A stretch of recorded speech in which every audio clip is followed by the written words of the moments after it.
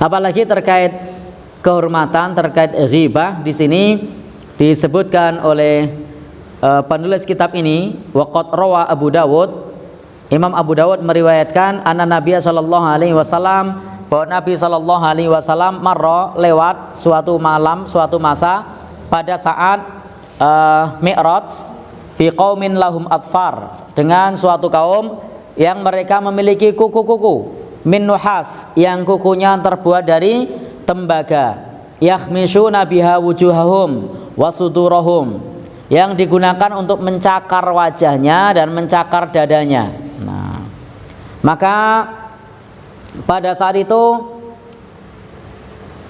Nabi bersabda, ya Jibril, man haula, wahai Jibril, siapa mereka ini yang punya kuku yang terbuat dari tembaga, yang mencakar wajahnya dan mencakar dadanya. Maka Jibril mengatakan, haula alladzina yakulun, mereka itu adalah orang-orang yang suka memakan luhuman nas, memakan bangkai manusia atau dagingnya manusia, yang suka ghibah. Naudzubillahi min dzalik. Itu dikisahkan oleh Rasulullah dalam hadis riwayat Imam Abu Dawud, bahwasanya orang yang suka ghibah, menjatuhkan kehormatan saudara kita, nanti akan mencakar wajahnya dan juga mencakar dadanya sendiri, dan kukunya tumbuh dari tembaga. Maka kesimpulannya, ghibah hukumnya haram dan termasuk min kabairid dzunub, termasuk dosa besar.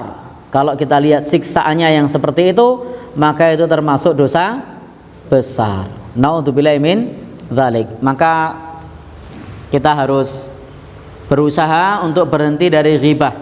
Meskipun kita menyadari sebagai manusia biasa, kadang-kadang kita tanpa sadar asik berbincang, sudah ngomongin orang lain. Ini satu hal yang sifatnya manusiawi. Tapi seorang muslim, apa yang perlu kita lakukan?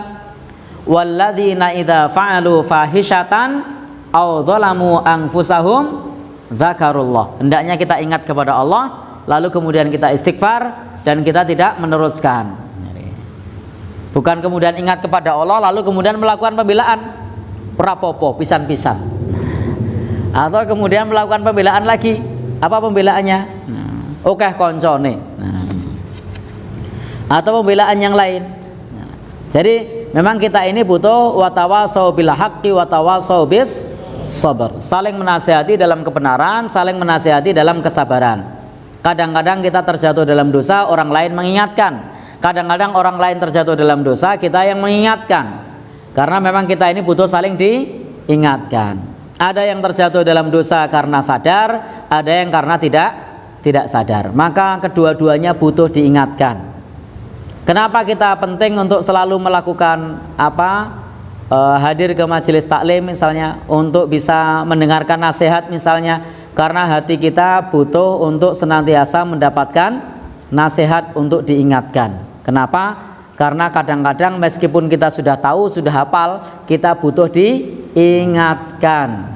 Bapak, Ibu, silahkan cek dan tanyakan kepada pelanggar lampu merah. Itu mayoritas tahu kalau lampu merah itu berhenti. Tapi kenapa mereka melanggar? Karena butuh untuk diingatkan.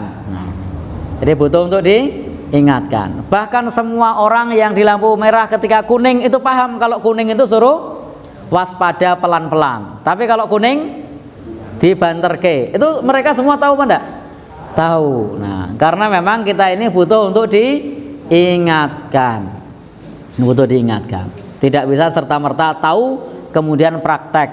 Tapi memang butuh diingatkan. Bahkan semua orang yang melakukan ghibah ngerasani semuanya tahu kalau ngerasani itu dosa. Kenapa dilakukan? Karena kita butuh diingatkan. Ya, karena butuh diingatkan. Jadi prinsipnya butuh diingatkan, butuh dinasehati. Maka tampillah sebagai orang yang mengingatkan, sebagai orang yang menasehati. Dan tidak perlu sakit hati kalau ada yang mengingatkan dan ada yang menasehati. Maka itu satu hal yang lumrah. Satu saat kita memberi nasihat, di saat yang lain kita diberi nasihat. Itu mestinya sunatullah begitu. Tidak perlu loro ati. Nah, jadi tidak perlu loro ati. Baik. Dan jangan sampai semuanya malah kompak ghibah ra ono sik nasihat. Nah, tapi hendaknya ada yang tampil untuk memberi nasihat. Wis lha ngomong wis nglantur tekan ngendi, ganti topik. Nah, jadi ada yang ngasih nasihat. Jadi tidak apa istilahnya berjalan terus-menerus dalam ghibah tersebut.